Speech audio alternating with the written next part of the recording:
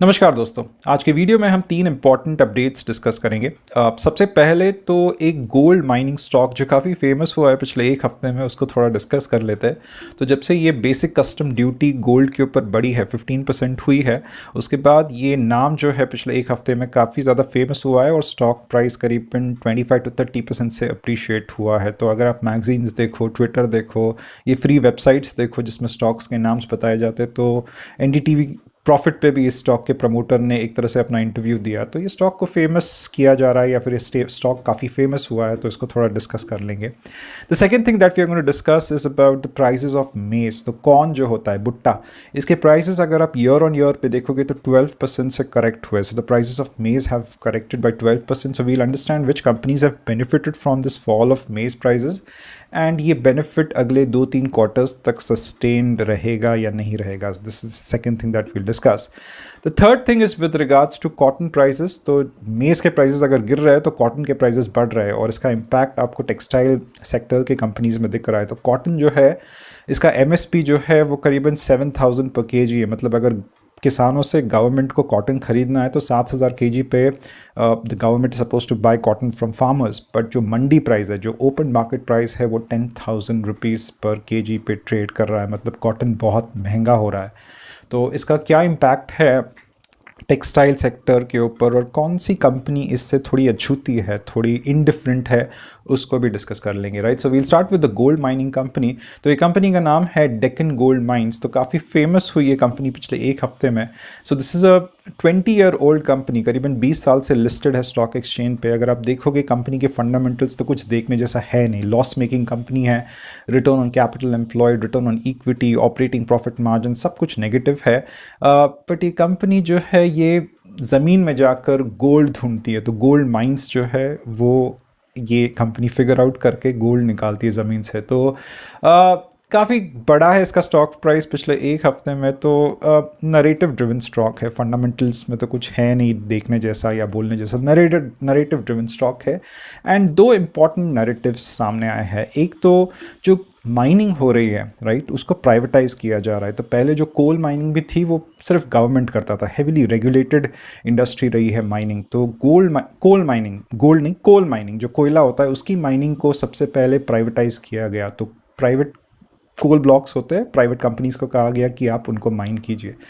दूसरा, अगर आपने देखा शांति बिल में, जो न्यूक्लियर रिएक्टर्स है या न्यूक्लियर एनर्जी का भी जो वैल्यू चेन है, उसमें गवर्नमेंट कोशिश कर रही है कि जहाँ पे भी अलाउ कर सकते हैं प्राइवेट प्लेयर्स को बुलाकर न्यूक्लियर वैल्यू चेन में उनको एक तरह से एंट्री देंगे। तीसरा, अगर आप देखोगे जो भी क्रिटिकल मिनरल्स के माइनिंग्स हो रहे, कोबाल्ट, लिग्नाइट, ग्राफाइट, तो इसमें भी government is inviting private players to mine. तो कहीं ना कहीं ये जो कंपनी है, इसका मैनेजमेंट बोल रहा है कि पिछले 20 साल से ये रेगुलेटरी हर्डल्स में एक तरह से अटका हुआ था, और अभी इसको चीज़ें थोड़ी क्लियर दिख रही है गवर्नमेंट पॉइंट ऑफ व्यू से। तो इसलिए ये माइनिंग जो है, गोल्ड माइनिंग, सिर्फ गोल्ड को रिस्ट्रिक्टेड नहीं है, सिर्फ इंडिया को रिस्ट्रिक्ट नहीं है। आंध्र प्रदेश, कर्नाटक में इसके गोल्ड माइंस है, थोड़ा कॉपर माइनिंग भी करता है, निकल माइनिंग भी करता है, इंटरनेशनली कर रहा है। तो प्रॉफिट्स वगैरह तो कुछ दिखे नहीं है। सेल्स ग्रोथ भी कुछ बहुत अच्छा दिख रहा है, मतलब 250% का सेल्स ग्रोथ दिख रहा है, बट लॉस मेकिंग कंपनी है।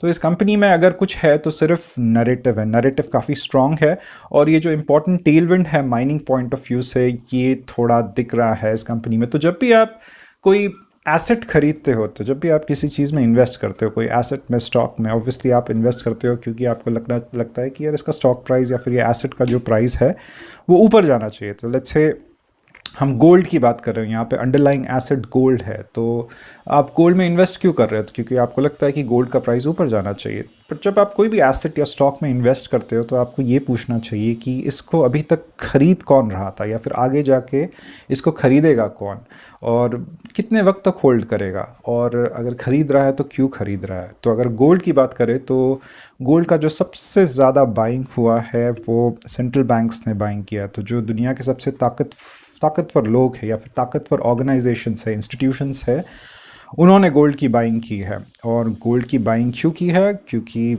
बहुत सारी चीज़ें बदल रही है, तो gold is a hedge against uncertainty, इसलिए गोल्ड की बाइंग की है। और अगर इतने बड़े इंस्टीट्यूशंस ने बाई की है तो ये स्पेकुलेटिव बाइंग तो है नहीं, ये लॉन्ग टर्म बाइंग है, इसको होल्ड करने के लिए बाई किया है। तो गोल्ड का जैसे अंडरलाइंग फंडामेंटल्स काफ़ी स्ट्रॉन्ग दिखते हैं, क्योंकि आपको बायर की अंडरस्टैंडिंग यहाँ पे अच्छी समझ रही है, आपको पर्सोना समझ में आ रहा बायर का, क्यों खरीद रहा है, कितना खरीद रहा है, कितने वक्त के लिए खरीद रहा है।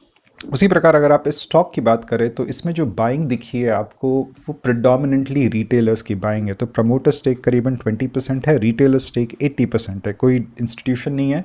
और जो भी वॉल्यूम दिख रहा है आपको इस स्टॉक में, the volume predominantly came in the last 1 week. तो अगर आप रिटेलर्स की भी बात करें तो मुझे लगता है कि जो स्पेकुलेटिव रिटेलर्स है, जो शॉर्ट टर्म ट्रेडिंग करते हैं, वो सारे लोगों ने इसमें अपना पैसा इन्वेस्ट किया है या फिर पैसा लगाया है, राइट। तो नरेटिव ड्रिवन स्टॉक है, एक नरेटिव ड्रिवन स्टॉक शायद एक हफ्ता चल सकता है या फिर एक साल भी चल सकता है। मतलब बुल मार्केट में तो एक साल क्या 3 साल भी चले हैं बहुत सारे नैरेटिव ड्रिवन स्टॉक। तो this is more for people who are traders who can speculate very well, who track the market very very closely. तो Deccan gold Mines is something which is good for traders. And अगर आप एक buy and forget type of investor है तो थोड़ा समझ के ही यहाँ पे चलना ठीक होगा, right. So these are not stock recommendations, ये मेरा एक पर्सनल पॉइंट ऑफ व्यू है, एजुकेशनल पॉइंट ऑफ व्यू है, ये कोई इन्वेस्टमेंट पॉइंट ऑफ व्यू है नहीं। So this was about Deccan gold mines, right. The second topic that we were discussing was with regards to maize. जो भुट्टा है, जो कॉर्न है, उसके प्राइजेस करीबन 12% से ईयर ऑन ईयर गिर गए हैं। तो मेज का कहाँ पे एप्लीकेशन होता है मेज? तो मेज का 3 ब्रॉडर एप्लीकेशंस है। पहले थोड़ा कॉन्टेक्स्ट ले लेते हैं, फिर स्टॉक्स के बारे में बात करते हैं। तो मेज तीन जगह पे इस्तेमाल होता है। एक तो this is more of an animal nutrition product. तो इससे जो भी जानवर होते हैं उनको खाना दिया जाता है, तो ये काफ़ी न्यूट्रिशस होता है। तो एनिमल न्यूट्रिशन में मेज इस्तेमाल होता है। दूसरा जो होता है एनर्जी में। फॉर एग्जांपल क्या हो रहा है कि बहुत वक्त तक इंडिया शुगर केन इस्तेमाल करता था इथेनॉल ब्लेंडिंग के लिए। उसके बाद रियलाइज़ हुआ कि शुगर केन इस्तेमाल कर रहे हो तो शुगर के प्राइसेस बढ़ रहे हैं, तो धीरे धीरे करके जो चावल होता है, राइस जो होता है, उसको इस्तेमाल किया गया शुगर इथेनॉल ब्लेंडिंग में। बट राइस बहुत पानी लेता है, राइट। तो इतना पानी अगर मानसून्स ख़राब आए तो दिक्कत हो जाती है। तो फिर कहीं ना कहीं गवर्नमेंट ने डिसाइड किया कि राइस और शुगर केन को छोड़ दो, मेज़ इस्तेमाल करते हैं। इसलिए अगर आप इथेनॉल प्रोक्योरमेंट प्राइसेस देखोगे, मतलब जिस प्राइस पे गवर्नमेंट इथेनॉल या फिर जिस प्राइस पे गवर्नमेंट इथेनॉल ख़रीदता है प्राइवेट प्लेयर से या मिल से, वो मेज़ का सबसे ज़्यादा है। तो मेज़ का जो फोकस है it is with regards to energy as well. तो ये जो वेस्ट एशिया में क्राइसिस हुआ है उसकी वजह से ethanol blending targets I am sure बहुत जल्द बढ़ा दिए जाएंगे और उसमें मेज़ का एक बहुत इंपॉर्टेंट रोल होगा। तो ये दूसरा एप्लीकेशन है। तीसरा एप्लीकेशन मेज़ का हमारे खानों में भी आता है। मतलब अगर आप कॉर्न सिरप जो होता है, जो मीठा सा कॉर्न सिरप आप हर्शीज़ के चॉकलेट में यूज़ करते हो, या फिर स्टार्च जो होता है, so these are all derivatives of maize, these are all derivatives of corn and we use them in our food as well. Bournvita के इंग्रेडिएंट्स में आपको एक केमिकल दिखेगा या फिर एक इंग्रेडिएंट दिखेगा, उसको माल्टोडेक्स्ट्रिन बुलाते हैं। तो इसको बॉर्नवीटा जो होता है ये बच्चों को पिलाते हैं, बट इसको कभी नहीं पिलाना चाहिए बच्चों को, क्योंकि जो माल्टोडेक्स्ट्रिन होता है it is 4 times sweeter than sugar. तो बहुत बहुत ख़राब चीज़ है जब हमारे पेट में जाता है। तो अगर if you cross 30 years old and if you're drinking Bonvita, you should stop it immediately, otherwise you will be diabetic in the next 10 years, and if you're giving it to your kid you should stop it immediately as well। तो maltodextrin जो है वो मेज से बनता है, corn syrup जो है वो मेज से बनता है, स्टार्च जो है वो मेज से बनता है। तो इसका हमारे खानों में भी काफ़ी इस्तेमाल होता है। तो there are couple of companies which do that. तो सैनस्टर नाम की एक कंपनी है, इसका स्टॉक प्राइस अगर आप देखोगे काफ़ी ऊपर गया, बिकॉज मेज़ को बना के या फिर भुट्टे को बना के या कॉर्न को बना के ये सारे एंड प्रोडक्ट्स बनाती है। तो अगर इनपुट प्राइस या रॉ मटेरियल प्राइस गिर जाता है तो कंपनी की प्रॉफिटेबिलिटी बढ़ती है, और इस कंपनी की भी प्रॉफिटेबिलिटी बढ़ी, और प्रॉफिटेबिलिटी बढ़ी तो स्टॉक प्राइस भी बढ़ा। दूसरी कंपनी इसमें गुजरात अंबुजा एक्सपोर्ट्स है, इसी भी सेम कहानी है। बट क्वेश्चन ये है कि स्टॉक प्राइस इतना अप्रिशिएट हुआ है तो क्या ये सस्टेनेबल है? मुझे लगता है कि अगले 1-2 क्वार्टर के लिए सस्टेनेबल है। I think 70 to 80% of the run up has already been done. क्योंकि जब सस्ती चीज़ें मिलती है तो कंपनी होल्ड कर लेती है, मतलब स्टॉक कर लेती है। तो अगले 2 हफ्ते बोल रहा हूँ, अगले 1-2 क्वार्टर के लिए तो कंपनीज के पास इतना माल होगा कि अपने वो एंड प्रोडक्ट्स बना दे, सस्ता मेज़ होगा जिससे अपने एंड प्रोडक्ट्स बना दे। तो ये जो जंप दिखा है स्टॉक प्राइसेस में, प्रॉफिटेबिलिटी में, ये 1 से 2 क्वार्टर तक टिकेगा, but I think 70 to 80% of the run is done for these companies, right? So this was the second thing. The third thing is with regards to cotton. तो cotton के prices बहुत बढ़ रहे हैं। कॉटन के prices बढ़ क्यों रहा है? सबसे पहली बात, कॉटन के प्राइसेस इसलिए बढ़ रहे हैं क्योंकि पॉलिएस्टर जो है, जो फेवरेट कपड़ा होता है, तो अगर आप ना स्पोर्ट्स देखते हैं, एथलीट्स देखते हैं, तो वो पॉलिस्टर का कपड़ा होता है, जो पसीना जो है आपके कपड़े को खराब नहीं करता है। Polyester is nothing but derivative of crude. तेल महंगा हो गया तो पॉलिस्टर भी महंगा हो गया, और पॉलिस्टर महंगा हो गया तो फिर उसका जो एक सब्स्टिट्यूट प्रोडक्ट या फिर कॉम्प्लीमेंट्री प्रोडक्ट आप बोल सकते हो कॉटन है, वो उसके लिए डिमांड बढ़ गई, क्योंकि पॉलिस्टर महंगा है तो कॉटन सस्ता है, तो चलो कॉटन के कपड़े पहनते हैं, तो कॉटन के प्राइसेस इसलिए बहुत बढ़ गए हैं।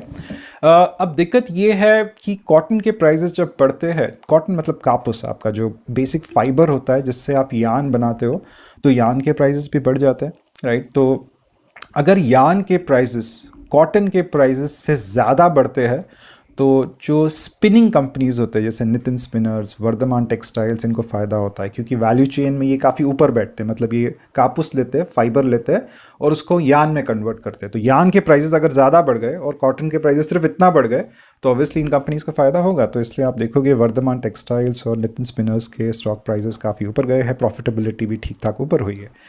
बट क्या ऐसे हो सकता है अगले 1 साल तक कि यान के प्राइजेस कॉटन के प्राइजेस से बढ़ते रहे? ऐसे ज़रूरी नहीं है। इनफैक्ट इसके ऊपर थोड़ा प्रेशर दिख रहा है, इसलिए मुझे ये दो कंपनीज जो है वो थोड़ा ऐसा लग रहा है कि इनकी प्रॉफिटेबिलिटी थोड़ा हिट हो सकती है। इनफैक्ट वर्धमान टेक्सटाइल का जो प्रीवियस Q4 का रिजल्ट था वो इतना अच्छा था भी नहीं।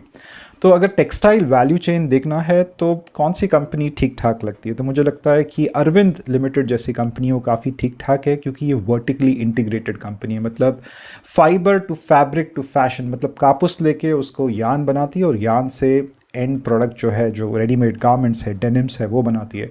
तो वर्टिकली इंटीग्रेटेड कंपनी है और इतना ज़्यादा अफेक्ट नहीं पड़ता है अगर कॉटन के प्राइसेस बढ़ गए यहाँ पे, क्योंकि किसी और से कॉटन नहीं खरीदती है या फिर किसी और से यान या फिर फैब्रिक नहीं करती है, खुद ही खरीदती है, खुद ही कॉटन खरीदती है और उसको एंड प्रोडक्ट में कन्वर्ट कर देती है। एक और चीज़ इस कंपनी की अच्छी लगी मुझे, वो ये है कि if you look at the sales growth and profit growth of the other textile companies, काफ़ी कमज़ोर है. It is this only company or one of the very few companies which has given a 20% profit growth in the last 1 year. That's why the market has rewarded this company. DIIs की देखो अगर buying जो हुई है इस company में बहुत अच्छी हुई है Arvind Limited में. So Arvind Limited is one company which you can look at if you want to एक long term objective से, एक long term portfolio making से is something which you can look at. तो valuation इस company का थोड़ा ज़्यादा रहेगा because it's a vertically integrated company. Vertically integrated जो होते हैं उनको कॉस्ट प्राइस से, जो रॉ मटेरियल का जो कॉस्ट है उससे ज़्यादा इतना प्रभाव नहीं पड़ता है. So these were the 3 topics that we had to discuss today. Like करो, शेयर करो, सब्सक्राइब करो हो सके तो, एंड कल मिलते हैं. Thank you, bye bye.